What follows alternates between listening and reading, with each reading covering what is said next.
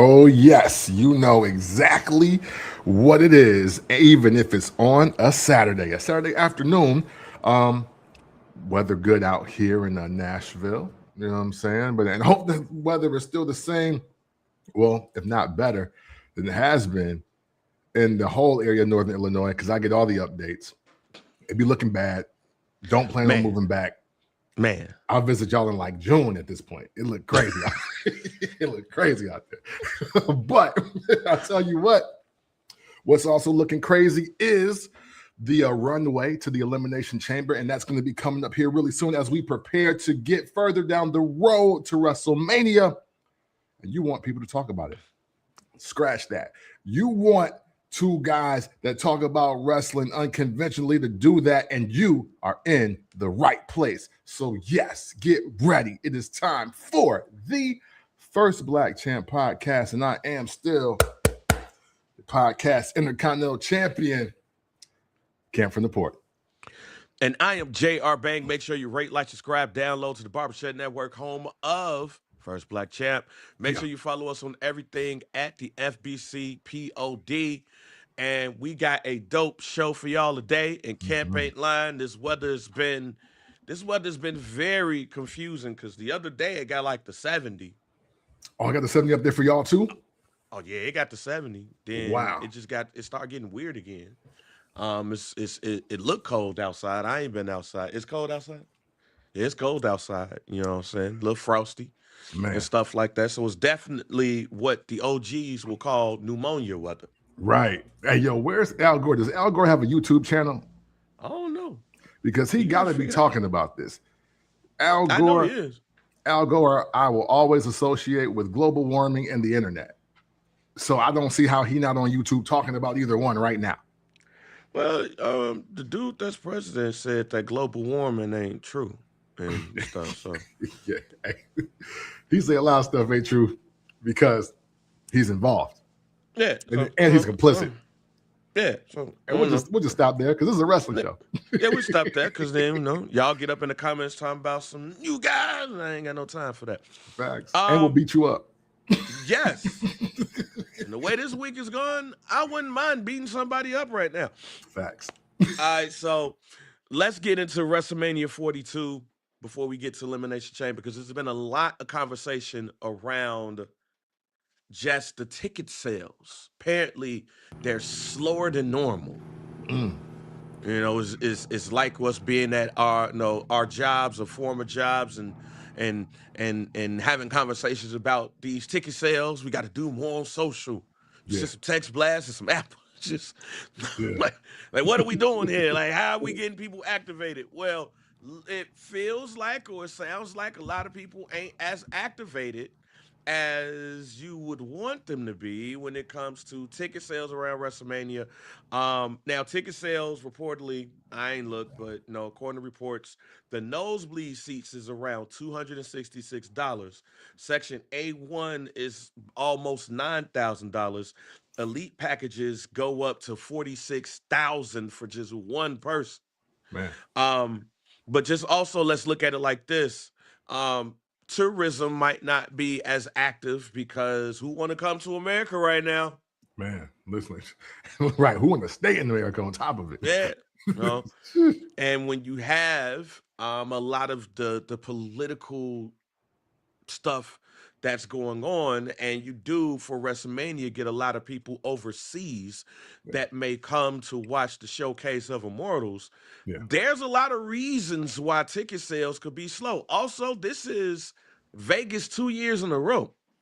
And I believe the last time WrestleMania was in the same spot 2 years in a row, talk about full circle, is WrestleMania 4 and 5. Yep, absolutely. At Trump Plaza, in Atlantic City, New Jersey. But that was flanked with a tournament at WrestleMania 4, and then Hogan, Macho Man at WrestleMania 5's main event. This main event is CM Punk versus Roman Reigns. Yeah. I ask you, is that a main event that you feel like is quality, top-notch quality, and trying to push tickets to get people to the biggest event of the year? I really do think it is. Looking at the entire roster, looking at who we have, and hey, not for nothing, just looking at the last 10 years of who casual fans may or may not know, I think it doesn't.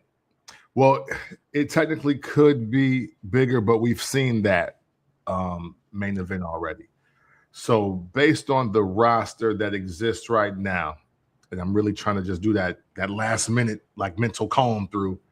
I think this is the the definite biggest that you could get with a non-celebrity, non-athlete in another sport going against specifically Roman Reigns. So outside of us knowing when it comes to the event business, Mhm. how hard it is to push tickets, especially when it comes to finances and some of the stuff that we talked about. Mhm. Let's talk about creative. Like, do you feel like creative could be a major reason why tickets are not moving as fast as TKO would like? Or do you feel like it's basically money tourism and it'll pick up? I think it's money tourism because creative, we often talk about creative, but banging, you and I have been around long enough to know that there was a point in time that we never talked about creative. Right. Like that's a new conversation when it comes to why things ain't selling. You know what I mean? Like, so like it wasn't until I'm gonna venture and say like 2013 where it was like we heard, oh, you go to catering or creative has nothing for you. That's when that conversation started becoming the thing. I've been watching wrestling twice over that amount of time. If it's 2012 to what 2026, we're talking about 14 years. I've been watching wrestling since I was four, 4 or 5. So so for me, I don't think it's that. What I truly do believe though is just it's the financial piece. I mean, don't get me wrong, especially if we're talking about a stadium, $300 for a nosebleed ticket theoretically is not bad. But that's where most real fans are going to be if the A1 seat it's 10 racks with tax. Let's just keep it a buck. Like Right. it's 10 bands with tax and then all the other fees because everybody gonna get their cut. I think that's more of the issue than anything because you know wrestling premium live events, they ain't the club. You know what I'm saying? It's not the spot that you pull up with your niggas and you spend a couple more bands. It's like, no, you want to take your daughter, you want to take your sons, you want to take your family, your wife may want to come. You know what I'm saying? Like these are meant to be family-oriented events, family-oriented spectacles. I mean, but hey, much like the NBA, much like the MLB, NFL, NHL. And what is happening is that money is even not only is money killing the diehard fans that and the diehard families that want to support, but to be real, they're also killing a lot of the casual fans. If you ain't really into something, how are you gonna justify paying 2, 3, 4,000 for it, let alone 8 to 10? So for me, I look at it as strictly financial, especially when we look at 2026. I mean, hey, 2025, I learned every day that I wasn't the only one that had a pretty hard financial time Right. for last year. So I don't think it's anything about creative at all. I just think that the idea, especially the idea of WrestleMania, 2 nights in a stadium, like that's a lot. That cost a lot, and we don't want to help pay for it. It's two things. I I agree with you to a point about creative. What I Mhm, will say is creative makes you spend that money. mhm. They make you spend that money. So if I'm spending it on seeing CM Punk Roman Reigns and his one night of WrestleMania, I'm Yeah. in. Yes. 2 nights? All right, who else gonna be here? Like, who else wrestling? Right. That's all we got. And we'll get to some predictions and some things that's been thrown out there. I ain't spending that from what I'm hearing right now. Yeah. No, not I at ain't all. spending that for one of them right now. But it is, yeah, man. Look, we was talking about this before we started, and we've been talking about this for past episodes. This ain't WWE no more. This is TKO. So WWE is Mhm. reporting to TKO. Yes. Like Triple H and all of the higher ups at WWE, they talking to TKO brass. They Yeah. looking at Nick Khan like, hey fam, what's good? And he like, yo, hey, I'm gonna go holler at Triple H. I'm gonna holler at Paul. And they've priced people out. Yeah, they've priced people out. Forget WrestleMania. They've priced people out on normal PLEs. They've priced people out on Raw and SmackDown Yes. episodes. They've priced people out for Saturday night's main event. Like, you can't get mad at ticket sales when you raise the ticket prices Yes. in the financial climate that we're currently in. Mm-hmm.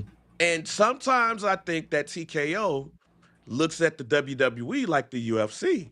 You can't Mm. do that. Yeah. I asked you, like, who's the most popular MMA fighter right now? Like, who's the person that people talk about? Man, that's such a great question, and I'm either going to prove that I'm just so far out of the loop, or it ain't one, because I can't name one, especially with hearing rumblings just earlier this week about how Ronda Rousey's going to fight again. Oh, she is. So you know what I'm saying? Ronda So Rousey and Gina Carano, which are the two women at the forefront of the beginning of women's MMA, are fighting on Netflix on a yeah. card for MVP Promotions. That's Jake Paul's company. Okay. I don't Wow. want to Okay, see Jake that. Paul.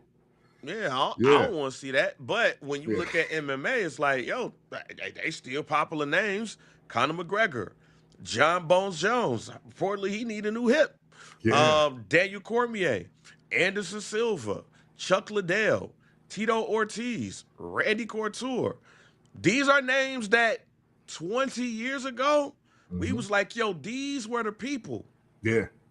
Or they And were even if coming you knew up. nothing, yeah, even if you knew nothing or you barely followed UFC, you knew those names. Yeah, as a casual fan 10 years ago, 10 years ago, Conor McGregor was the biggest MMA fighter in the world and quite possibly one of the most popular combat sports figures in the world. And I want to say it was 2017 is when he fought Floyd Mayweather.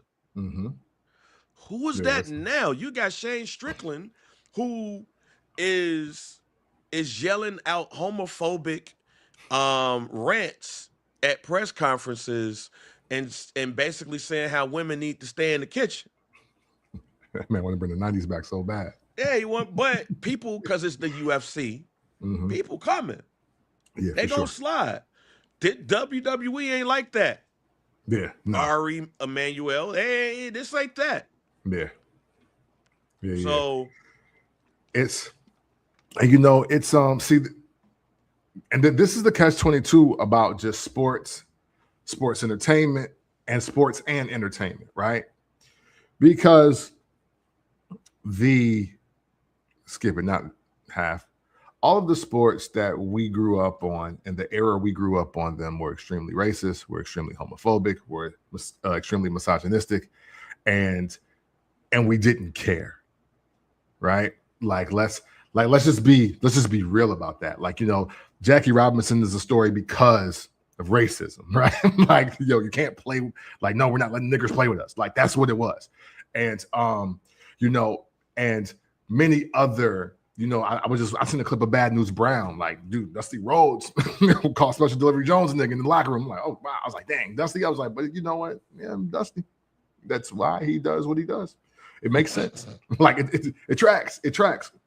But saying all that to say is that, man, we live in a time where everybody tried to clean up everything, and cancel culture is a thing, and they want people to be squeaky clean, or as close to godlike and perfection. Now, granted, we're all made in God's image, so I'm not trying to go off the rails there. But sports in general, wrestling on down, UFC on down, when you have the character or the athlete that wasn't afraid to, grab his nuts, say F you, call you the other F word, say bitches should do this and niggas should do that. It was the excitement of, I hope he gets his ass kicked, or I can't believe nobody can't kick his ass. Right. But it was all rooted in, hey, but this is who I am in real life, though. and in wrestling, it was like, well, this is me turned up to another notch.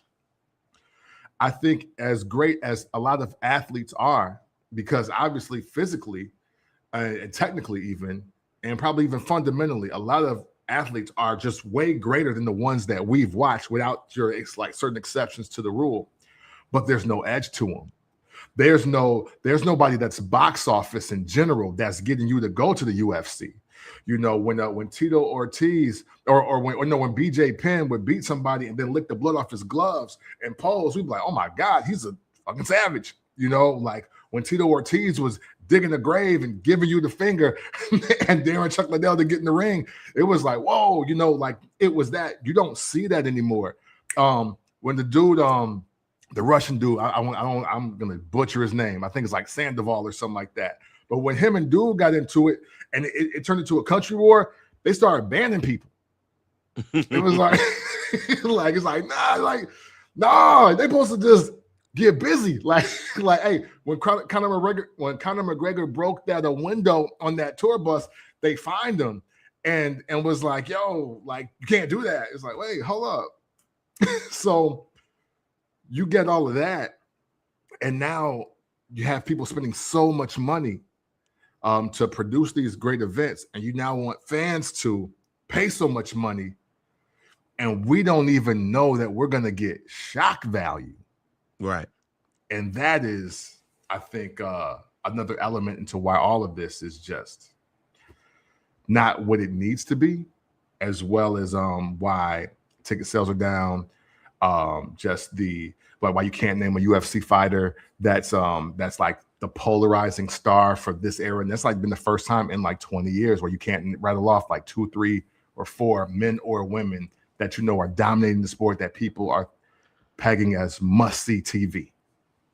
First black champ getting into WrestleMania 42 and what some of the issues might be around the lack of ticket sales or slow ticket sales going on right now. I'll move on. Speaking of that racism shit, let's actually segue to Kevin Nash. Yeah. So Kevin Nash has some things to say about Javon Evans Yes. on his podcast. His original comments was, he's a little bit too Mr. Bojangles for me. Yeah. I wish he was a bit more urban. I just want him to be a bit more, I just want him to have a bit more of an edge. Now, it was a lot of people that took issue to what he was saying, even if he had a point. Yeah. They took issue of how he made the point. Then he issued an apology, or maybe he issued an apology. Right, yeah. He says, yeah. Kevin Nash tweeted out, how often have you heard the term Uncle Tom? Most likely, it was used in a degrading way. If you actually read the literature, Uncle Tom was whipped to death for helping free 2 female slaves. I apologize for the use of the term Mr. Bojangles. It was in poor taste and obviously offensive. I just see talent being pushed in a direction that I disagree with. He should be the male version of Saul Ruka, more contemporary than urban. Funny how I'm the only person who pays attention to the development of black talent. He deleted that. Yeah. I figured that was next. I was like, He deleted that. Floor is yours, Camp. So, man, I am, because this hit the chat, obviously, you know what I mean? So, immediately, I knew what he was trying to say. I honestly did, and that's not me caping or capping for the sake of the show or to get people riled up. Because on this show, even though I'll be like, hey, Kevin Nash is one of the more respectable big men ever in wrestling. He is responsible for being an integral piece of wrestling, changing like in the whole like 180 from what we even knew it to be. But he's in nobody's top 5. I've been clear on that. So we give him the good with the bad, just like the facts of life here. You know what I'm saying? So with that, I got what he was saying because Black wrestlers, unfortunately, get pigeonholed a lot. And you can't be too nice and you can't be too fan friendly. You can't seem to be looking like you're having a good time without there being some stigma attached to you. And I don't like that. And I'm gonna make a bigger point here after this because I had to check Javon Evans' age before we started the show just to make sure that I was correct about what I'm about to say. Right. So, but with that being said, though, you know, Ben, you're from Chicago. You're actually from Chicago, and I'm from Freeport, Illinois. And what I learned from Freeport, Illinois, moving to the west burbs of Chicago, because I lived in Carroll Stream first, that the people in Cook County were different. The Black people were in Cook County were different from the Black people in DuPage County. Yeah. You know, there is being West Side or South Side Black, and then there's being Westchester, Melrose Park Black. It's just a little different. Or Naperville, Bolingbrook, Joliet versus the West Side. And that's okay. Because if we're going to consistently say that we're not a monolith, and we need more than one Black wrestler at a time to achieve success, and we're going to need people to appreciate just the whole spectrum of Black wrestlers, then we got to let Javon Evans cook. And he's got to cook even though he's not Cole and Kane Harlem Heat, even though he's not Bad News Brown, even though he's not but he's also not Coco Beware. you know what I'm saying? Like there's that. And at first I wanted to get around the internet and try to kill Kevin Nash too, but I couldn't. Because you know what? Dang it. Hold up. I couldn't hear myself. My bad. So, you know what the other thing I thought about is? The New Day. And I remember Black people sound like Kevin Nash when the God's Property version of the New Day kicked off. Mm. And that was what, 2015, right? 2015, yeah. 2016, yeah, 2015. Javon Evans was born in 2004. So when the New Day was popping, he was in like 5th grade. Ladies and gentlemen, if you didn't like version 1 of the New Day, you are now about to start watching the kids that were inspired by them. And that's your real problem. Javon Evans was a preteen when the New Day started rocking. And I think that we got to get adjusted to that. I don't like the phrase urban being used when we're talking about just Black people anymore, just in general. I just don't like it. But hey, I'm about to be 45. So this is dinosaur talk for y'all. You know, like to me, you know, urban is thug, is gangsta, is nigga to me. So, but at the same time, from a wrestling standpoint, I understood what he was trying to say, but again, Javon Evans doesn't have edge, but that's not who he is. Like it's just not who he is. And that's okay. We need to start having another conversation with white people as well as a lot of Black people too. So don't get it messed up. Why do y'all always assume that black people, when they excel in any arena, have to carry some level of urban 2K slider that appeases y'all. We being us. Fuck you talking about. So you didn't change my mind. You actually made it even better on what I'm about to say. So let me start with what you said about the New Day. Because I was one of those people that was like, what the hell is this? But you're right.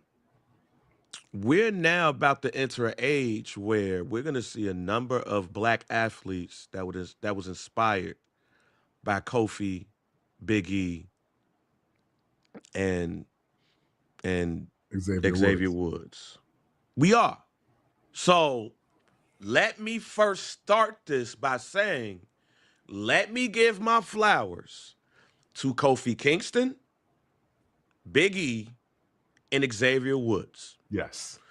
Because we're going to start to see the wrestlers that was inspired by them in the indies and going to the WWE or AEW or New Japan or TNA or MLW, wherever, GCW. I am a huge fan of Kevin Nash. That was the dumbest shit he could have did. And he compounded by the terrible apology that he sent. You said something in the chat, and you said something in the first Black Champ group. You're an old white dude from Detroit. I'm going to say this. White people, this is directed to white people. Don't think you're so down and don't think you grew up around so many black people that you could just say anything, especially things that we can say. Yes. Because that's what Kevin Nash did. Kevin Nash probably hung out with a lot of black people in Detroit. He probably knew a lot of people. He hooped.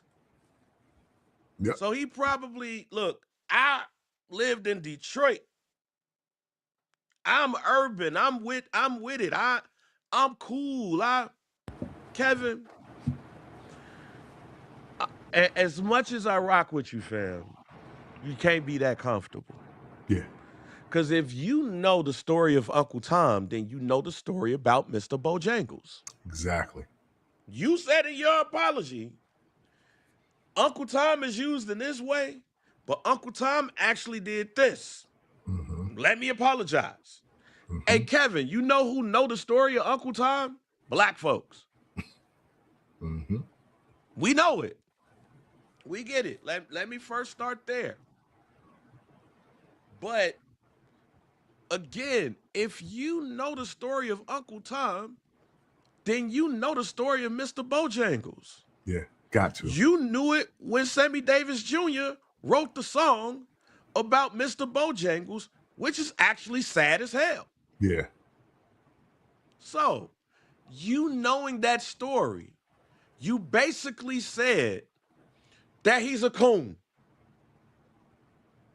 You basically said that Javon Evans is around here tap dancing. Yeah. Kevin, you basically said by using Mr. Bojangles that Javon Evans is around here tap dancing for the white man. Then said, I wish he was a bit more of a nigga. That's what you said. Yeah. Yep. And we gon' do that shit. Kevin, that's what you said. You wish Javon Evans is tap dancing for Master too much. Need him to be a bit more of a nigga. I need him to be game banger number 4 in the TV show. Yeah. Yep. And you said it, Kemp. Everybody ain't that.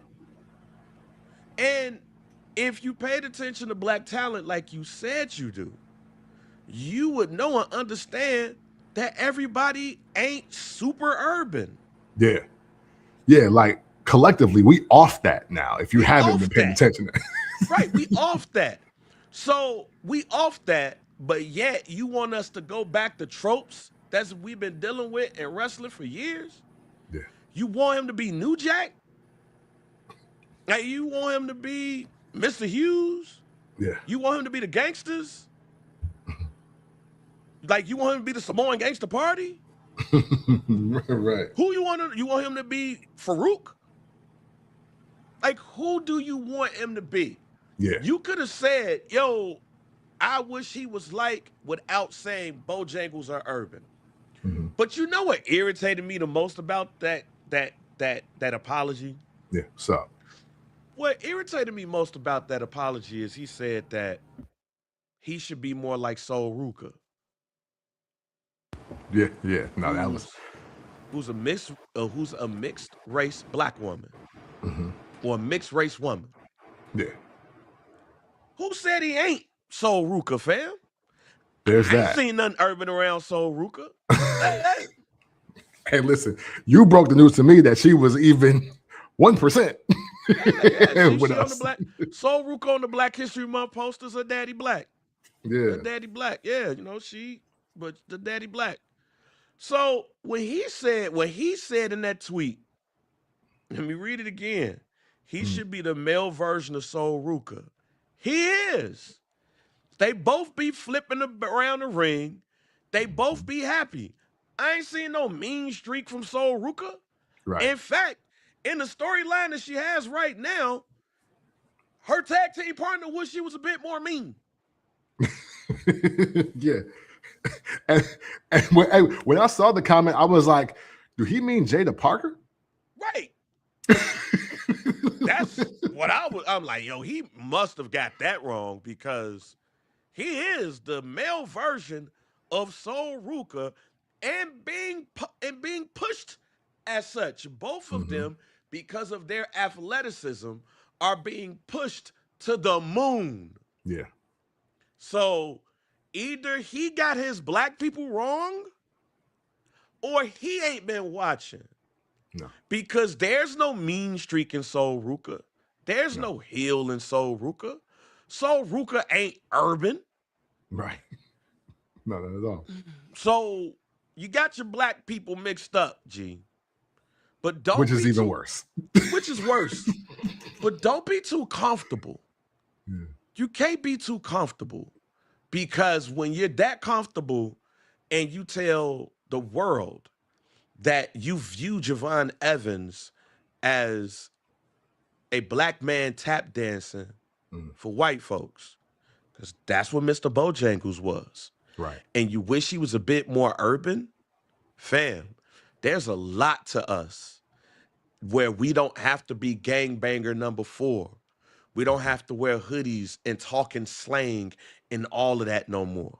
Right. So, Kevin, as much as I respect you as a wrestler, as much as I rock with Diesel, as much as I rock with Kevin Nash, the wrestler, and I will say this, I am a day one Vinny Vegas fan. Hey, let's talk about it. And I am a day one. Right. I'm probably one of 10 Vinny Vegas fans out here. Jonathan Hood was at a event with him in Wisconsin, and I text Hood, and you tell him, I said, yo, anytime Vinny Vegas came on WCW Pro Wrestling, I was like, yo, it's lit. Mm-hmm. And with that being said, though, that was bullshit what you said. Yeah. That was a bullshit apology. And if you that urban yourself, if you're the only person that pays, Kevin, if you're the only person that you feel like you're the only person that pays attention to the development of black wrestlers, then here's a word of advice. We're not a monolith. Everybody is not a thug. Everybody is not urban. Everybody is not a GD or a Vice Lord or a Blood or a Crip. Everybody is not Mr. Hughes. Everybody is not Kama Mustafa, Farouk. Everybody's not The Rock. And everybody is not Kofi Kingston, Big E, and Xavier Woods. We're not all that. Every one of us is different, just like all of those wrestlers was different. And that's what made them great. And that's what made their representation great. Because I grew up realizing that I could be Bad News Brown, I could be Mr. Hughes, I could be Ron Simmons or Butch Reed. I could be Farouk. I could be Kama Mustafa or D'Lo Brown. Mm-hmm. I could be Iceman King Parsons. Mm-hmm. I could be Ernie Ladd. I don't have to be what you feel like black people need to be to get over. Yeah. And I love that. And I almost don't even want to say anything after it because I 1,000,000,000% agree. And so my final thought I'm going to leave with is this. A comment like that from a Kevin Nash and his resume in wrestling being said about Javon Evans with his budding stardom, you know what I'm saying? He's because he's ascending. That's the exact type of thing that keeps black wrestlers out of the main event, out of title acquisitions and title matches because they lack the appeal. Well, the demo you like is just black people. Just only black people mess with you. No. The world fucks with Javon Evans. And that is what this business is now. So, you can't Rodney Mack him. All right. Even though I think he did the greatest with what he had, D'Lo Brown should have been a way bigger star in wrestling to me. And I'm glad that the people of that cloth now, starting with the new seed being the New Day and branching out, and the new seed being Bobby Lashley too. We can never forget Bobby Lashley. Mm-hmm. And listen, and conversations like this is why. Literally, this is, if y'all been listening to the show since 2017 or you just started in the last 2 years, this is why I champion Bobby Lashley and say he's the greatest black wrestler of all time. Because nobody would dare say some shit like that about him because he kicked your ass in real life. Yeah. And he showed you all the edge he got. Pause. But it's because of a Bobby Lashley and it's because of a Kofi, Xavier, and a Big E that we got this new fleet of black athletes, black wrestling superstars that not only do they know that, hey, you know what? I ain't got a Nation of Domination in. I ain't got a Rodney Mack thugging and bugging. I ain't got to do none of that. I could just be a super dope ass athlete, strong athlete, just a great person, and I'm gonna get a title shot. I'm gonna get a chance to be at WrestleMania. I'm gonna get a chance to cash in my money in the bank on one of the premier veterans in the game. Like they've watched that, they've seen that, and now that's what they're striving for. See, you can't. The game has changed and evolved so much that even Kevin Nash, with his attention to black wrestlers, doesn't even know that there's a new breed of them that don't even really know none of your matches. So oh well. So that time you beat Bob Backlund, they never saw it. They never we barely saw it. Yeah, right. It was a house show. We barely saw it. All right, man. So let's move on to the Elimination preview next week in Chicago at the United Center. The first WWE event at the United Center since it opened the United Center in 1995, SummerSlam. Wow. Damn. Shouts out to Jared Payton, who was involved in the match with Razor Ramon and that thing. No, he was up there oozing machismo on that thing. I told Jared that's the one thing that I always be jealous of him about. That's the one thing that he was in that ring right there. I think that main event that night was The Undertaker versus The Undertaker. At night, I could not go, couldn't afford no tickets, but I did watch the Clash of the Champions that night because they did air the Clash of the Champions that night, and I watched it at the crib. But very exciting and very okay. Y'all ain't the Rosemont Horizon. Y'all at the United Center. TKO trying to move them to those bigger joints. I get it, totally understand it, and also this is a homecoming again of sorts for CM Punk because now he in the city. One thing I will say about this, as we talk about the Bears and new stadiums and all of that, is now when the WWE comes on they say we're in Chicago at the Rosemont Horizon, and we quick to say, no, you ain't. You in Rosemont, Illinois. Jack, you not in Chicago. You in Rosemont, Illinois, fam. What are we doing here? Now, Right. y'all are in Chicago for Elimination Chamber. Wish I could go. I need a new engine. But we're going to start off with the main event, or the second main event, because Elimination Chamber is the main event, but CM Punk versus Finn Balor. Now, on this podcast, Mm-hmm. 2 weeks ago, I talked about how what's next for Finn Balor? What are we Mm-hmm. doing here? Do we really care about Finn Balor? Well, he got into a nice little back and forth with CM Punk, said, no, I ain't letting this go. Now, after he wrestled CM Punk in his home country, now he's going to wrestle CM Punk in CM Punk's hometown. Yeah. Now, I don't think it's a prediction needed for this. Finn Balor losing, Yeah. right? Yeah. Finn Balor's losing. Sorry, Finn. They said the tickets are down, bro. And that's with Roman versus CM Punk. Goddamn right, Russ. That Finn Balor's not winning this match. Yeah. However, I feel like by WrestleMania, Finn Balor's gonna be either a super face or he's gonna be a super heel. Either Dominic Mysterio is going to cost him this match, which leads to WrestleMania, Finn Dominic Intercontinental Championship, or he just gonna be like, yo, forget the Judgment Day. I'm going crazy. Nah! Demon coming back. Would you rather see Finn Balor as a heel or a babyface?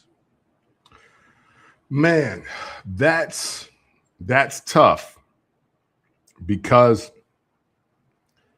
as a heel, he looks extremely cool. You know, with purple and black. You know what I mean? Like, hey, listen, I don't really have a lot on like Finn Balor matches, and I'd be confused about his trajectory, but how they book him. But he'd be looking cool as hell every time, every single time. But I tell you what, though, when he was a face, though, he had all the cool like biker gang leather jackets, and it made me want to get one. So you know what I'm saying? So, but you know, but honestly though, no joke. The WWE needs another super hot baby face. And Finn Balor can be that guy. Because, and I know I'm not just trying to stick to my predictions and all of that. I think collectively, the WWE universe is tired of having to be diehard, cheered my face off for Sami Zayn and Cody Rhodes. I think they're tired of it. And they need somebody else that they can be over the moon for like that. So and let me interrupt you real quick. Because I didn't think I when you said it something wrote in my mind here. And we're gonna actually talk about Sami Zayn a little bit later. How he been getting treated by Trick Williams. So let me flip the question here. Okay. Do you believe that fans are tired of the "you can do it" face? And they want somebody that's just like, yo, I rock with him. Yes, absolutely. Absolutely. And not to jump the gun, but when we get back to that segment, that was going to be my take on Trick Sammy. That's my take. Okay. So we're going to hold that. Got it. So does Finn Balor lose clean? Or does Dominic Mysterio cost him the match, thus kicking him out of Judgment Day, leading to WrestleMania, Finn Dominic Intercontinental Championship? Yeah. He can't lose clean, because that gives him no incentive to be a face unless we're doing a straight edge society-ish type of storyline where CM Punk beats him and he sees the light. But how many times in wrestling do you lose a match clean and you see the light and it goes well for you? Rest in peace to Virgil, right? Like, there's a couple other out there, but he's the one that glaringly comes to mind. Like, I've never seen a heel lose clean, have a change of heart, and then it was off to the moon for them. It was just like, okay, well, hey, you're having a great mid-card run. But Mr. Perfect's beating you tonight, though. You know that, right? This is like, you're done here. Hey, Bret Hart's kicking your ass. I just want you to know that, you know? Like, hey, they love That's you. messed up. We got to say that about Mr. Perfect. Like, hey, yo, you doing a hell of a job, but you losing that belt to Bret Hart tonight. I know your back hurt and everything, but you probably would have lost it with your back hurting anyway, because you do a great job selling. Yeah. Yeah. So, you know, and then and plus I think Dom needs a new adversary. You know what I'm saying? Like, hey, his as white hot as he was from last Mania till now, I'll be real. We need more than him beating up his daddy and everybody that respects his daddy. Yeah, now, like, we need that. Look, I stand on this. Should be Rey Mysterio putting his career and his mask on the line versus Dominic Mysterio putting his hair and his titles on the line. But if you ain't gonna do that, then give me Finn versus Dominic for the Intercontinental Championship. Matter of fact, give me Finn versus Dominic for both titles. Put both of them on the line. Matter of fact, here's a match for you. Because Finn's girlfriend is down there. She worked for AAA. Hey, and if Finn cut the promo, let me know. Wait a minute. Orlando, you ain't shit. See, you bring the I ain't gonna hold you shit over here and talking about Ray versus Dom and the Papers versus Papers match. You wild.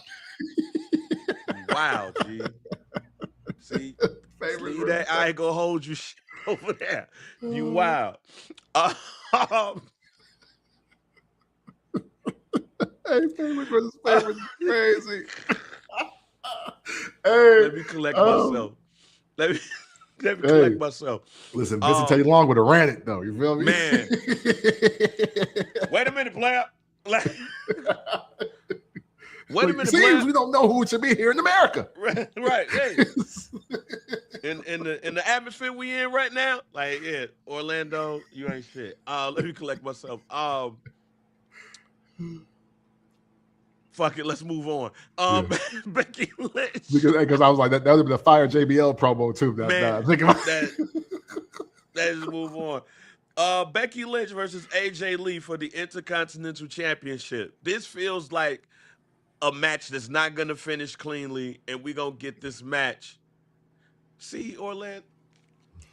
101 versus La Vida. Oh, God. Hilarious. There's a movie. I forgot Buddy's name in there, but he the Hispanic dude that got the craters in his face and shit. In high school, I went to Prosser High School for my first 2.5 years of high school, and it is heavily populated with Mexicans and Puerto Ricans. Sure. In English class, this white teacher put on the goddamn movie. I think that shit called La Migra, or either it was called La Migra or it was about a girl who finds out that her parents are illegals. Oh, damn. And they have not filled out the paperwork for asylum. And that's when I learned the term La Migra, because they were at like a fruit stand or whatever, and immigration came over and they was like, La Migra, and I was like, oh shit. So my ignorant ass in high school was, anytime one of them messed with me, you know where I was going. Edward James is almost a legend. No, I don't think it was Edward James almost. It's the other one. Was Edward James, because I know Edward James almost. Is it Danny Trejo? Nah, it was the smaller dude. I'm a fine dude name, but he had the box head, and he used to have like the little box joint. Not Edward James almost, and not Danny Trejo, because Danny Trejo, he involved in games and shit. Yeah. You can't forget Danny those. Trejo killer. But he's like poor man's Edward James almost. Okay. Like he like a poor man's Edward James almost. person. So I gotta find that joint out. But this shit came, it was like 19 it was in the 1990s, of course, Mm. because I can't say that shit around Orlando because then that motherfucker be calling us old on this podcast, and then we'll have to fight and shit. But I'm gonna find the goddamn movie. But I always called him poor man's Edward James Olmos. Okay. Do you feel like we gonna get this match again with AJ Lee and Becky Lynch at WrestleMania? This is just part one of it. Now I pray to God we don't, man. This ain't that. I know what they trying to do, but this ain't nothing about this hit for me. And AJ looks great. And Becky Lynch is doing a really great job on making me hate this version of her. Like, she's doing an amazing job because I almost turned the TV and the internet off when I seen her cutting her promo and doing all that. But this, like, it just, nah, man, I'm sorry. Becky Lynch doesn't wrestle good enough to make me care about this. And she has just the evolution of women's wrestlers to blame for that. You know what I'm saying? Like, how we, nah, I mean, I don't want to name names, but fuck it. You can't get this off while Io Sky's on the card. Like, you can't get this off while Rhea and Charlotte. Like, Charlotte ain't even booked. You know what I'm saying? Like, Alexa Bliss is not booked. Like some people are not booked for, you know what I'm saying? Lash Legend is not booked yet. So you can't, like, yeah, no, this needs to be interrupted by an impromptu Money in the Bank. And we ain't even had it yet. Like, this, like, yeah, somebody need to lay both of them down and take the belt. Because on the flip side, I don't see the payoff for AJ winning because, no, let me not say that.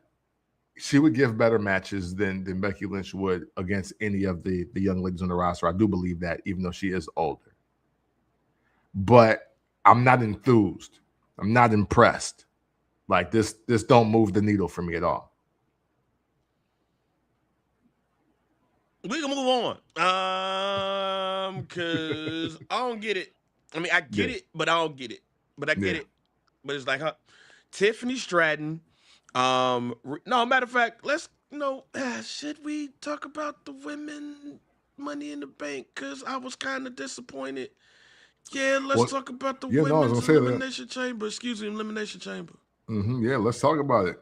I was a little disappointed. I'm disappointed. Tiffany Stratton, Rhea Ripley, Alexa Bliss, Asuka, and Kiana James are all in the women's Elimination Chamber.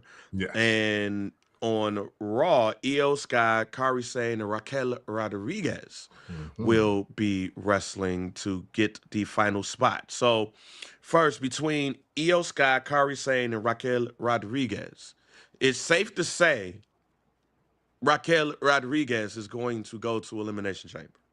Absolutely. And look, and I love the cakewalk to it because I think it's earned. I think Big Mommy Cool has earned it. And that specifically changes the landscape, and I think of how I care about the women's Elimination Chamber and as well as the women's matches as well at WrestleMania. So, Tiffany Stratton, Rhea Ripley, Alexa Bliss, Asuka, Kiana James, Raquel Rodriguez. Who should win? Who will win? Searching for content with those names. So, off the rip, right? America's Funniest Home Video. My should. I'm predicting that Raquel's gonna make it. So my who should win and who will win is gonna be the same person this time, with a caveat.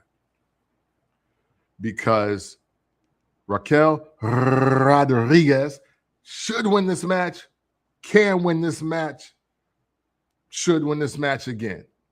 Because that is the fresh face in the women's division to kind of like mix the pot up some, right? And I do think that it's nothing but a plus for a lot of ways, right? It's because it's new talent, it's new faces, it's new people getting title opportunities. I think all of that matters. However, I don't know if the possibility even of a Raquel Rodriguez versus a Jade Cargill is even something that we want to see 3 years from now, let alone in the next 8 weeks, 8 to 10 weeks or whatever. So with that being said, especially even after the promo that I've kind of watched on mute and fast forward, the crowd really would like to see Jade Cargill versus Rhea Ripley at WrestleMania. And it does make sense to do it because it highlights everything that Jade Cargill is really good at, which is being strong and sexy. So WrestleMania is about moments. Again, if they were getting the title shot the next night on Raw or SmackDown, I'd definitely be like, oh, no question, Raquel's going to win this. Do I think they take the gamble of Raquel versus Jade on at WrestleMania? I don't think so. But then again, at the same time, I don't think Liv versus Jade is the move either. But technically, under the act of long-term storytelling, Jade do got to run both they fade for blaming them for pushing her onto the car when it was really Naomi. So that's the other reason why I am picking Raquel Rodriguez to win this match. So Liv has not picked anybody. Mm-hmm. Like, she has not picked anybody she's going to wrestle in. And Stephanie Vaquer made her cry. Yeah. So if Stephanie Vaquer made her cry, what you think Jade Cargill will do? So it's safe to say that Liv Morgan is going to be facing Stephanie Vaquer at WrestleMania. So when I look at Tiffany Stratton, Rhea Ripley, Alexa Bliss, Asuka, Kiana James, and Raquel Rodriguez. Kiana James, first of all, I think first black champ was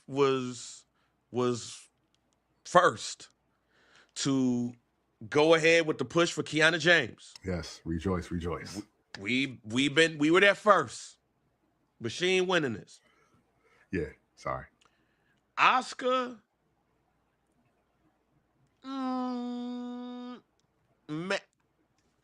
Alexa Bliss, no. No.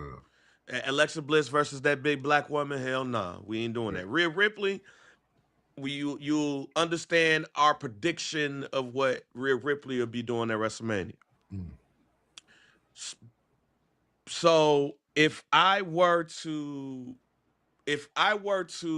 say who do I feel is going to face Jade Cargill, it's between Tiffany Stratton and Asuka.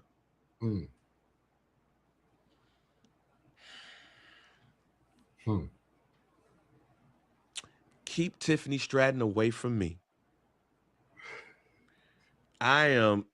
Keep her away from the screen. She gotta stop with the wardrobe malfunctions, but I'm good. I'm good there. So I'm going to say my prediction for WrestleMania is going to be Jade Cargill versus Asuka. Asuka is going to win at Elimination Chamber. That's my prediction there. Because I don't know if they're going to pull the trigger on Raquel Rodriguez versus Jade Cargill. I would. So for my question, who should win? It should be Raquel Rodriguez. But I also think it's still something to the story of Raquel Rodriguez, Liv Morgan. Yeah. So if it's something to that storyline, and I don't want to see Tiffany Stratton win, Raquel Rodriguez should win Elimination Chamber, but Asuka's gonna win, and she's gonna go up against Jade Cargill for the World Championship at WrestleMania because also that's a wrestler that they can trust in that big moment. Yeah. So You're not true. Promo's about to be nightmare. Like, very, that shit's gonna be on Elm Street, damn it. Like that shit's gonna very. be It's gonna be terrible. nasty.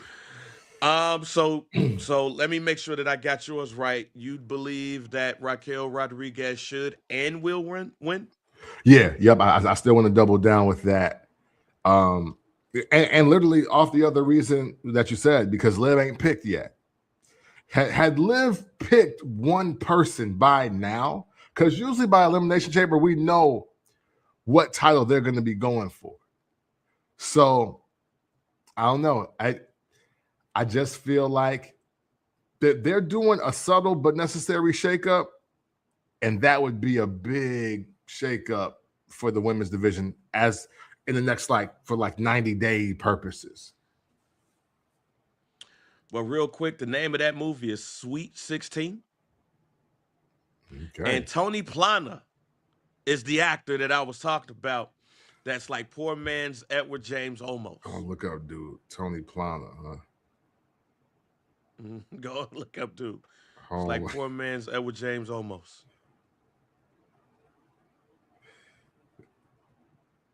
And while you look at that, yeah, I have seen dude a few times. He been in some joints. Yeah, see, yeah, he like poor man. Yeah, Tony Plana is like poor man's Edward James Olmos. But Sweet 16 is the name of the movie because I forgot to mention that Shorty. They was planning Shorty's quince. Because that's also when I first learned what a quince was. So shouts out to the Mexican women that have their quinces, their little 15 birthday parties and shit. Shouts out to this Francisco. My man's. Yeah, this is my man. He was in Three Amigos and Disorderlies. This my man's. Yeah, Disorderlies. Yeah. My man for Disorderlies. Yes. Shouts out to Tony Plana, poor man's Edward James Olmos. For sure. Absolutely. Salute. He a legend. He a legend out here. Yeah, right. So I know Orlando probably Googling like, who the fuck is Tony Plana? Oh, dude, he is fake Edward James Olmos. Let's go to the men's Money in the Bank. Randy Orton, LA Knight, Cody Rhodes, Javon Evans, Trick Williams, who got his spot on SmackDown this Friday, and the fifth spot to be determined on SmackDown between Bronson Reed, Jey Uso, and OG El Grande Americano. So, first, who wins on Raw on Monday? Bronson Reed, Jey Uso, or El Grande Americano, the OG version? Man, I'm actually kind of torn on this one. Because I feel like Bronson Reed should get the look. But if OG Americano in that chamber, that's just a better look. It's a fun match. Is. Yeah, for the match. For the match. Yeah. So I really don't know. But I tell you this though, with those being the two, I ain't changing my pick personally. My should win is Trick Williams. It ain't even close. Like, Trick Williams may very well be the hottest male wrestler in the world right now. Trick versus Drew McIntyre? And again, don't sound sexy, but what I look at when I see that Elimination Chamber, and as I sit and look at Drew McIntyre, I think we get the best promo feud of the year between those two. And I think that matters right now. I think, talk about selling tickets, and I know it's super early. I get it. But white people are here to see Trick Williams. Like, they are here to see Trick Williams. That is, and it's not any confusion on that. And between what Drew does on social media and how he buries all the faces, he needs a good tweener to trade with. And I don't think there's a hotter tweener, better on the mic, even with the subtle speech impediments, than Trick Williams right now. I just don't, I just don't see it. So it's because of something you said earlier. And the question that I asked you to get that answer from you. I am so tired of the try hard face. Yeah. I am so tired of the odds are against me face. I'm done with that shit. Yeah. Cody Rhodes is going to win this Mm. because they want Cody versus Drew. And you got Jacob Fatu on SmackDown talking about how he deserves to be in that main event. So we'll get into our WrestleMania or some WrestleMania predictions later. Mm-hmm. But I'll admit, man, I'm fatigued with Cody Rhodes because the Cody Rhodes that we continue to get is this Rocky IV, Sylvester Stallone, Rocky Balboa, Cody Rhodes. Yeah. I'm tired of that shit. Yeah. It's boring now at this point, and it's predictable. Yep. So if we wanted to make this unpredictable and still get a big name, the person to me who should win Money in the Bank is Randall Keith Orton. Why? Because he would make history with his next championship reign. One thing you know Drew and Randy gonna do, they gonna give you a great match. Yeah. Randy is a name. So to me, Randy Orton should win Money in the Bank and go up against Drew McIntyre at WrestleMania. Mm. And if you want to add Cody up in there, I add Cody up in there. Because you add that twist of Cody and Randy. But that's who I would pick to win this match. Mm-hmm. Especially because I am tired of this try hard, say your prayers, take your vitamins ass Cody Rhodes. Yeah. I'm done with this shit.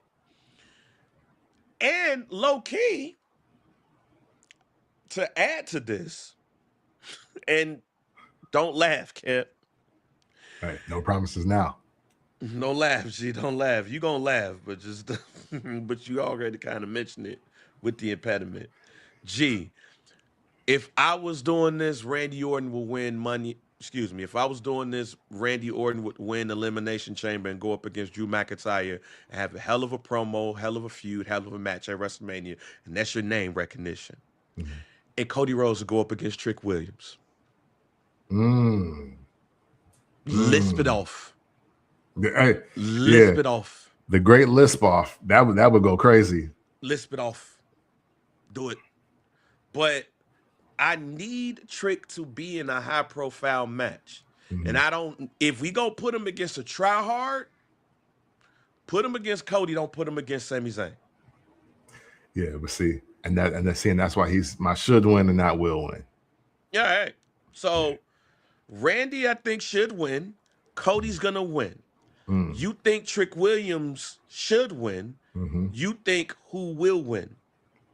I think it's Randy Orton. For literally all the reasons you said.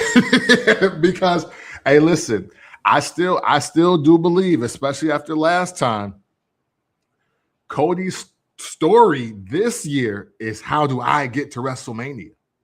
I really think that's his story. And Trick Williams is going to go to WrestleMania. Like, if we were unclear if he was going to come week 1, here we are week 6. He's definitely going to WrestleMania, and he's going to get his own moment. And with the fever pitch that everything has going on, he's going to have entrance of the weekend, and it's not even close. He's going to have entrance of the year. Yeah, like it's that them CM Punk chants Matter of fact, which rapper, none of that's going harder is than gonna that. lead Trick? Which rapper is gonna lead Trick Williams to the ring with the whoop that Trick chance? See, honestly, I think that hurts it. I don't think nobody. I'm saying, I know. I'm just saying, it's TKO in the WWE. Yeah. Somebody walking out, some rapper walking out there with him. Hey, listen. I hope they don't think too urban, Kevin Nash. Right. You know what I'm saying? Hey, listen, respectfully, save that for the Usos. Let Trick get the moment he's earned and let him go out there dolo with that mink on and let that stadium yell, whoop that Trick so loud that it's transmitting through the rest of Vegas. They gonna hear that shit at Mandalay Bay. They gonna hear that shit on the strip. And no rapper alive is going to make that greater for him. That like there's like heat checks, right? I've been saying a lot of things were a heat check last year. Trick Williams don't need no heat check. He really that. Anybody else is buddy hustling the heat, and you need to get the fuck out the way. So let me ask you this question, because I don't think it has changed that Dominic Mysterio is the top heel in the WWE. Is there a question on who's the top face in the WWE, and is it Trick Williams? It's okay. That there is a question on who's the top face, or at least most over. Right. Most over is Trick Williams. I got him as the best tweener right now because he's cutting the hell of the heel promos and everybody don't care. He don't like nobody. Yeah, and look, he come out the first night and punk out Cody and Sami Zayn. He's a heel. But they cheering so loud that he's a tweener. And that's how I know that people tired of the try hard. They're tired of the all-American hero or the Rudy and radio version of like, I gotta win. Everybody's sick of that. They sick of that because Trick Williams is coming out there with a mink coat and all white and just saying any damn thing he wants. And people are like, yeah, fuck that guy. And then literally the next segment, they cheering for him because Trick is left. He's literally Debo-ing the audience. He's like, yeah, you know what? I don't be cheering when Trick out there for them, but when he leave, I'll be cheering again. Like that's what they doing. And but that's why I think the game is wide open for Finn Balor to be the top face because he's not gonna be that face. Like he's superhero like face. Like he's like Daredevil or the Dark Knight. Like he's not Captain America. Right. You know what I'm saying? But I really can't call Trick Williams a face because I'm listening. He's not a face. But see, here's why I will disagree with you. He's a face. To me, he is a face. He's the face we want. Okay. He's the good guy we want. Okay. Like, I feel that. I think we get tweener mixed up sometimes as the person that can float. But Stone Cold will save the face wrestler and still give that same person the stunner, and we like it. Yeah. That's a good guy to us.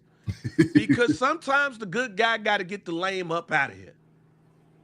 Facts. That's it. Like, there's the good guy, there's the cool good guy. There's no easy way out good guy. And there's the lame good guy. The cool good guy right now is Trick Williams. The Rocky Balboa good guy is Cody Rhodes. The lame ass good guy is Sami Zayn. Everybody got their section. Just like with heels. You got Dominic Mysterio as a bad guy heel. You got those scary heels like The Undertaker. And then you got them Vader type heels that should be Bronson Reed. There's different sections when it comes to heel wrestlers and face wrestlers. And right now, I think people want the cool guy more than they want the try hard or the lame that did it. Like nobody want to watch Lucas every time they go on TV, fam. And Facts. every time I see Sami Zayn, I think of Lucas. I think he continues to lose. He continues to get his ass beat by the bully. And then he goes up the middle and he catches the ball and gets hit and gets ushered off the field. They won the game. And the next day they're in the hallway. Yeah. That's cool to watch once. Yeah. I ain't trying to watch that shit every goddamn day. Yeah. Once I'm done with that, give me the Fonz, fam. like, give Yeah. me the Fonz. Yeah. Like, give me that. Give me the cool dude. Don't give me the Lucas dude every time, because after a while, I'm just going to be like, man, buddy, that's lame. So, let's get to the WrestleMania 43 predictions version of your favorite segment here on the First Black Champ. It is Do We Care? Ask you guys if you guys care about these particular events that's going to possibly happen. People are predicting may happen. So let's start with the potential undisputed world championship match. Cody Rhodes, Jacob Fatu, Drew McIntyre. You saw Jacob Fatu say, hey, I think I deserve to be in this joint. Cody Rhodes, tired of getting finessed out this joint by Drew McIntyre making me lose. And then you got Drew McIntyre as the champion. It's like, yo, these two ain't getting no title shots. I'm fucking that up each time. Yeah. Do we care about this match? We do care, but we care because we want this to be the moment for Jacob Fatu. You know, that's what's important here. How does Jacob walk away from this match? And that determines how we care. So, I don't want to use dude's name, but could Jacob Fatu be the wrestler who wrestled Triple H and Shawn Michaels' version? Because everybody expected one of those two to win, but dude won. Right. And see, and it could be, but I think the payoff is bigger in Jacob Fatu's case because, hey, look, he showed up that night one. They was like, oh my God, Jacob gonna win the Royal Rumble. I was like, well, hold up. That ain't how they gonna do this. Like, they don't book like that.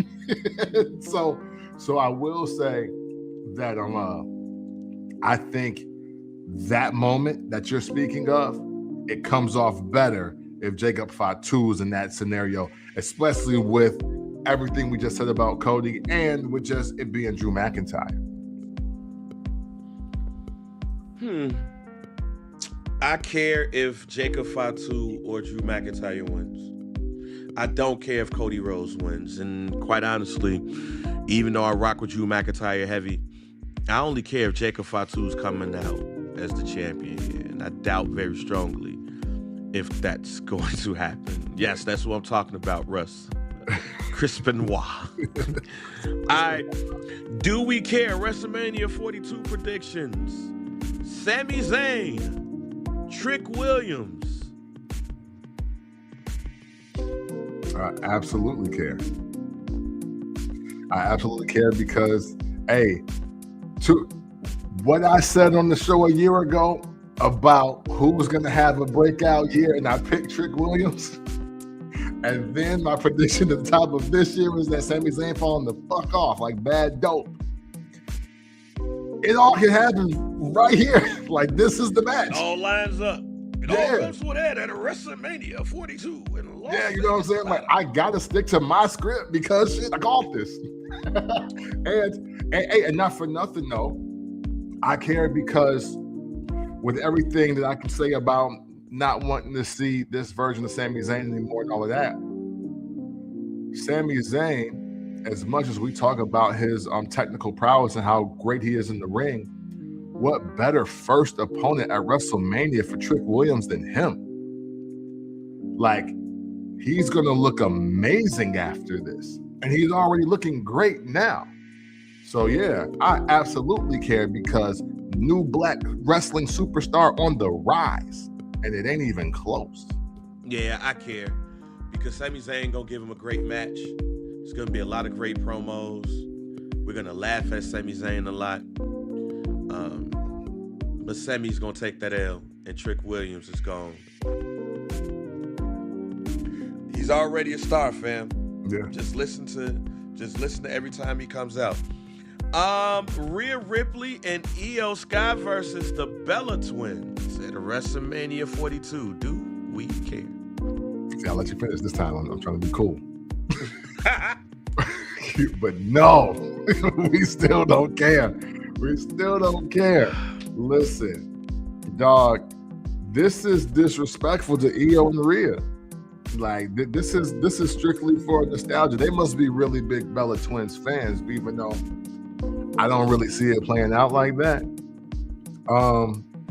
Yeah, man, this is just gonna be some stuff that happened. They could do this while Jackie and Big E and Rosenberg are doing the pre-show. They could just have this going on right behind them. That's how much we would care. I don't care either. Reportedly, allegedly, we might get Solo Sikoa versus a version of The Fiend, Bo Dallas, I saw on the interwebs. Do we care? Man, unfortunately, no, man. They got, hey, look, so man, hey, let's start Bo leaving again. This ain't it, bruh. I'm sorry. Hey, rest in peace to your brother. I hope your father and your uncle are doing well. But this ain't it, dog. I'm sorry. And the production budget is real. Hey, they killing the production. Fuck this, fam. So I care if they put Bo Dallas or whatever version of him in a good spot. I've always been a fan of Bo Dallas. True. I go back to NXT. I am a day one Bo Dallas fan. Facts. So I do care if they put him in the spot. What I don't care for is put him in the spot and then we don't see him. Yeah. Like, that's what I don't care for. So that's my thing there.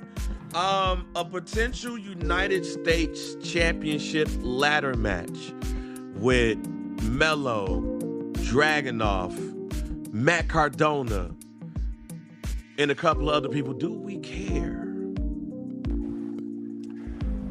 Yes, we care. Kit Wilson. We care, but let me be extremely selfish and say this is Mello's Shawn Michaels WrestleMania 10 moment. And that's why I care. I care, but I stopped the music for something that I said a couple of weeks ago. And this is not only a do we care, but what the fuck going on? So on Raw, we're doing the AJ Styles tribute show in Atlanta, where he's going to be there. Now, I said on this show, I don't think AJ Styles is retiring at the Royal Rumble. They're giving us all types of talk that's against it. Gunther loses his triple threat match to be in the chamber. Ain't nowhere in hell Gunther's WrestleMania moment this year gonna be him winning the Andre the Giant Memorial Battle Royal, is it? Hell no. Right.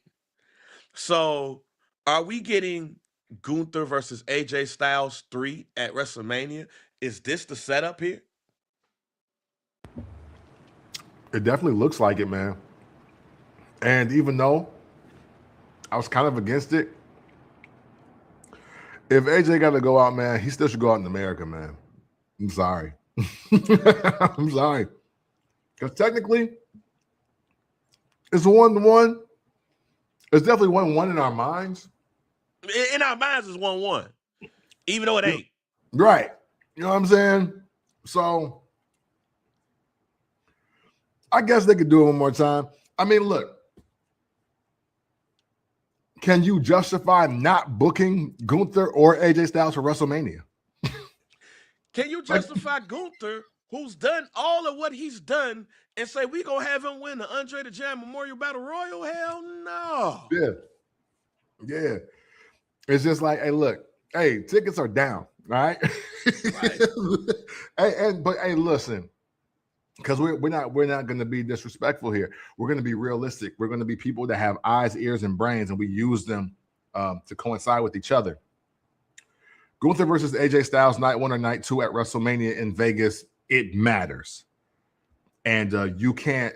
There's no other match that you could put on in place of it, and real wrestling fans will be like, "I get it." Just can't. There's no nostalgia act. There is no rising star talent. There is no current person on the roster that you say, "Oh, hey, we gonna bump y'all." Because AJ, I mean, really, you lost to Saudi Arabia, bro. So we're gonna we're gonna do this thing where it's gonna be Big E versus like Ridge Holland again, because he got to get the revenge for the come on, dog. No. All right. Now let me play that music back again. Obafemi, Brock Lesnar. Do we care? Yeah, hell yeah. I do. I care a lot because that will, and I don't even like to be this person, but Obafemi versus Brock Lesnar would tell me what's going to happen with Obafemi for the next 10 years.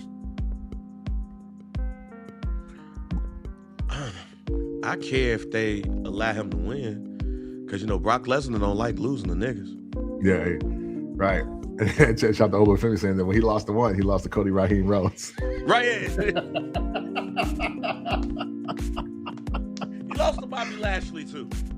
True. Now let's never forget it. Let's never forget that. I think Bobby saying? Lashley. If we did a Black History moment this month, is Bobby Lashley defeating Brock Lesnar. I think that would be a Black History moment. Guarantees. What you got? Man, I don't really have a solid guarantee this week, but I do want to say this. I guarantee that when Bianca Belair comes back, Jade Cargill and her are going to be probably the focal point of the rest of the year. I don't know what's up with the women's division as a whole, because it's not void of talent. This ain't like 10 years ago, and definitely ain't 20, 30, 40 years ago, where we felt like there were a couple bright spots, and then there's about 5 women minimum that are must-see TV. And I also think that we need Lash Legend versus Jade Cargill immediately. And I don't care if it's just a SmackDown feud that ends in a mid-tier pay-per-view or a PLE. I don't even care if it's there. Oh no, we are back to pay-per-views because of fucking ESPN. Yeah, you know what? My guaranteed hope is after WrestleMania, we get Lash Legend versus Jade Cargill in a nice little feud. I think that would help both of them out. And I want that winner to be against Bianca Belair for sure. My guarantee is that Chris Jericho ain't in that goddamn box that is showing up on Raw and SmackDown every week. and it's gonna irritate the hell out of us. What is in that joint that opens up and debuts next week? But where did Chris Jericho debut at? I forget what city that was. But Brando at? Yeah, damn. I forget. It was like a significant city too, though. Like, I don't know why I want to say something like Cleveland, but even though I don't think that was it. And that's no disrespect to Cleveland. Shit. Chris Jericho made his iconic WWE debut on August 9th, 1999 on the episode of Raw at the Allstate Arena in Chicago, Illinois. Here we go. Okay. Hey, it started with a C. It was the Midwest. Fuck it. Chris Jericho gonna be in that box. Elimination Chamber in Chicago. Fuck it. And it's really in Chicago this time. Yeah, it's really in Chicago. It's really, because Russ, he did not debut in Chicago. He debuted at the Allstate Arena in the Rosemont Horizon. If there's anything, we have to put the emphasis on that because of the whole thing with the Chicago Bears potentially going to Hammond, Indiana. So if that's the case, we can't say Rosemont or Allstate and say that's in Chicago. No, that is in Rosemont, Illinois. No, you go to the Now Arena, that's in Hoffman Estates. That's where that's at. Man, this was a great episode. Next week, y'all make sure to join us on the Facebook group of First Black Champ, where we will be getting in talking about Elimination Chamber. We won't be live, but we will definitely be in the chat on there. So shouts out to everybody who be kicking it there. With that being said, Camp, go ahead and end us off. Yes. Hey, you know what? Real quick, Russ, on Royce Keys, if anybody needs to be in division when it gets scaled down, it's him. But we appreciate y'all checking out tonight's show or today's show. Look at me, I need some sleep. But we enjoy everything that y'all do, man. Being a part of this FBC community, man, we greatly and humbly appreciate you. Thank you so much for sticking with us, even though my work schedule is crazy and it's got us on Saturdays. But thank you, man. We won't stop bringing the content as long as y'all keep giving the support. And hey, man, always remember, if you ever want to talk about wrestling in an unconventional way, you do so by checking out the First Black Champ podcast. It's the pick with the VP, DOC, and we are out. Fuck Johnny Wrestling. And fuck Kevin Nash. And shouts out to Tony Plata. Hey. Poor man's Edward James almost. Disorderly is a classic.